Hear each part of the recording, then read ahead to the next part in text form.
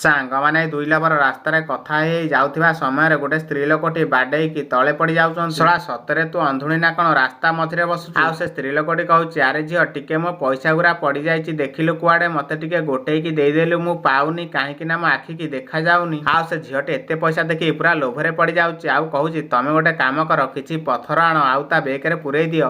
ଆଉ ତା ବୟଫ୍ରେଣ୍ଡ କିଛି ପଥର ଆଣିକି ସେ ସ୍ତ୍ରୀ ଲୋକର ବେକରେ ପୁରେଇବାକୁ ଲାଗୁଛି। ଆଉ ସେ ସ୍ତ୍ରୀ ଲୋକଟାକୁ କିଛି ନ ଦେଖାଯିବାରୁ ସେ କିଛି ବି ଜାଣିପାରୁନି ଏମାନେ କଣ କରୁଛନ୍ତି। ଓଲଟା ସେ ଅନ୍ଧୁଣୀ ମ୍ୟାଡାମ ବେକରେ ପୁରେଇବେ କଣ, ଓଲଟା ତାଙ୍କ ବେକରେ ସବୁ ପଇସାକୁ ପୁରେଇବାକୁ ଲାଗୁଛନ୍ତି। ଆଉ ସେ ସ୍ତ୍ରୀ ଲୋକ ବ୍ୟାଗରେ ଖାଲି ପଥର ପୁରେଇ ଦେଇଛନ୍ତି।